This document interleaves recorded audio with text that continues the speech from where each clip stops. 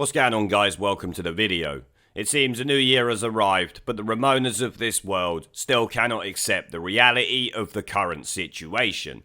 That is, of course, that they lost the general election, and so badly that Boris now has free rein to essentially do as he pleases. Overnight, reports have come out that Labour and the Lib Dems have not given up the fight just yet in their delusional quest to stop Brexit, since the Labour Party are trying to table amendments to Boris Johnson's withdrawal agreement that would delay Brexit for another 2 years. This latest effort is led by the Corbyn chicken and Sir Keir Starmer. You know, the leadership candidate who thinks he can win back support of Labour voters that ditched them during the last election. I'm sure this move will help him greatly.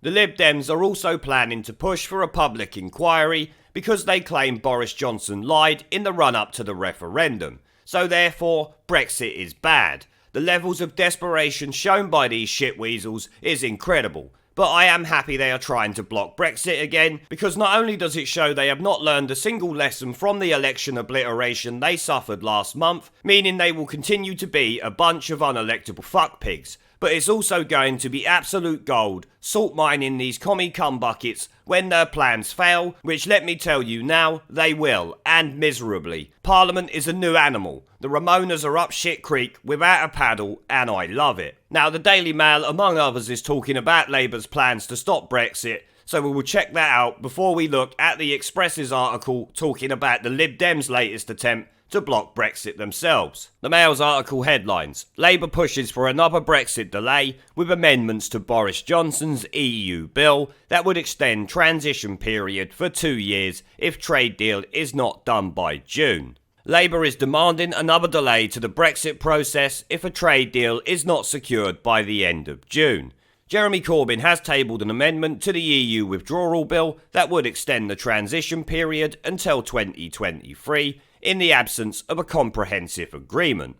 Boris Johnson has pledged that the UK will formally leave the bloc on January 31st, and his thumping Commons majority following the election should guarantee he can make good on the vow. But he has also ruled out any lengthening of the implementation phase, essentially a standstill, where the country is still bound by Brussels rules beyond this year. If passed, Labour's change would force the government to add 2 years extra to the transition to avoid departing on basic WTO terms. Let me tell you, as it's about to say in this article, that is not going to happen. However, the amendment is doomed to failure, given the Tories' dominant position in Parliament, and could raise alarm on Labour's benches that the party will yet again be seen as blocking Brexit, which, I'm sorry, the fact that this is out in the media already suggests that to everyone. The funny thing is, not one word of this was mentioned this morning on BBC's breakfast show, which I do find rather incredible. Surely that is newsworthy. Labour are trying to block Brexit yet again.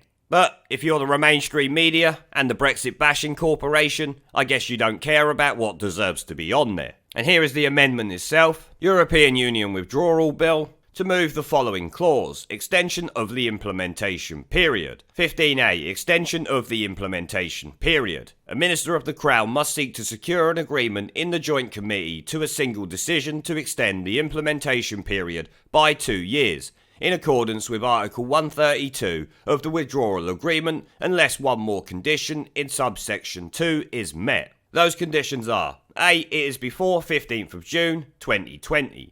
B. An agreement on the future trade relationship has been concluded. C. The House of Commons has passed a motion in the form set out in subsection 3, and the House of Lords has considered a motion to take note of the government's intention not to request an extension. Essentially what they are trying to do is go back to the Parliament we had before the election, thinking that Parliament deserves a say on what's going on, when, as we all know, they've literally lost every election and referendum going. So they have no right to have a say whatsoever, and given what they did for the last 2 years, definitely not. So there it is, Labour's latest attempt to stop Brexit. It doesn't matter what they say, they are still doing it, and this amendment was signed by Sir Keir Starmer and Jeremy Corbyn. Mr Corbyn's muddled EU stance has been seen as one of the main reasons why Labour's red wall of leave-leaning northern seats crumbled on December 12th, handing Mr Johnson victory. Yes, we all know that was part of the reason, but it would seem the Labour Party and its shitweasel leaders don't seem to be getting the message really, do they? I mean, you would think after taking such a kicking at the election,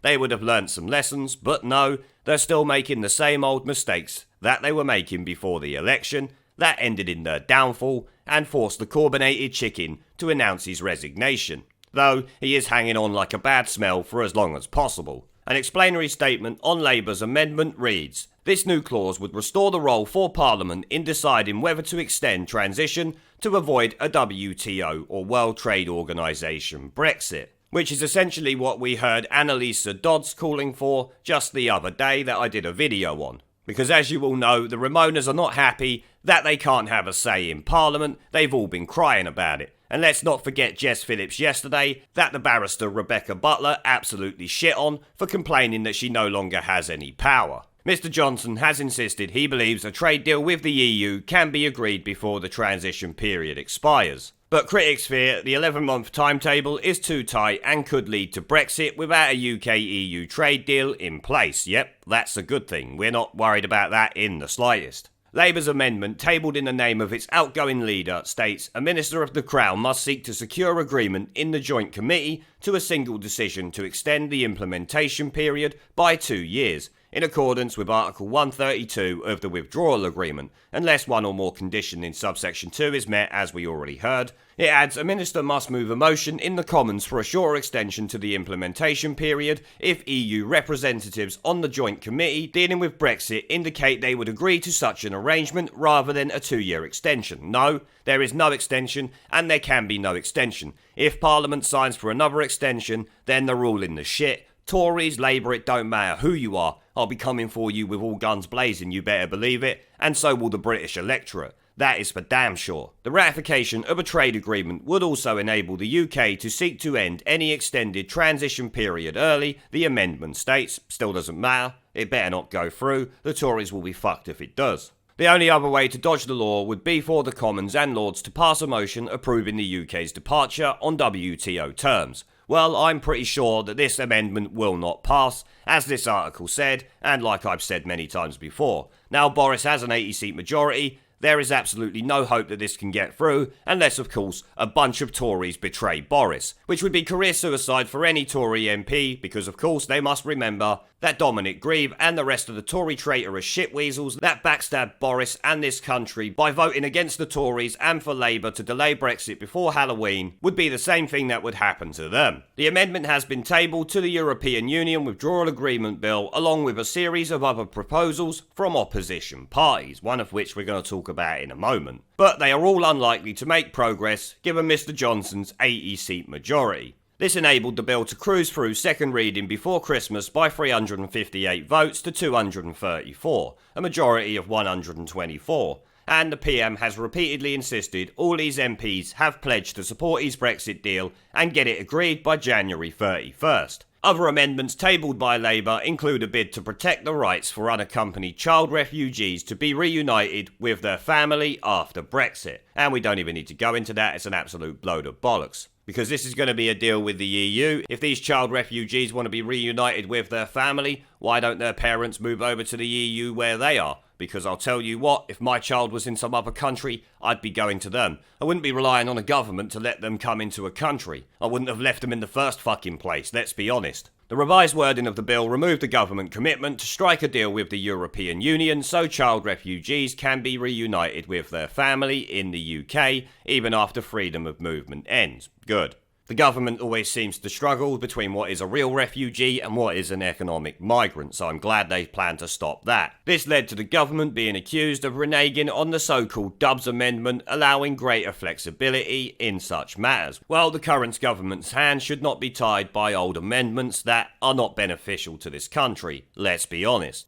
And you know what, the rest of it's just a load of bollocks. Let's move on to the Express article that talks about the Lib Dems' latest attempts to betray Brexit and the people of this country. The Express's article headlines, Brexit betrayal, Lib Dems seek to scupper Brexit again, this time with a public inquiry. And let me tell you, it's got about as much chance as Labour's one that we've just been talking about. The party's co-leader, Sir Ed Davey, has said that Boris Johnson's countless lies in the run-up to the Brexit referendum means that such an investigation is warranted. his party will table an amendment to the withdrawal agreement bill, and in it they will state that an inquiry must be held within 6 months of the legislation being passed. Well, you can state whatever you fucking want, sweetie. It ain't gonna happen, just like Joe Swinson's re-election. The amendment will also include the financing of campaigners and also the government's decision to invoke Article 50. But it is likely the Lib Dems' plans will be scuppered, as we all know. Indeed, under the Inquiries Act 2005, a Commons vote is likely to go in favour of the Prime Minister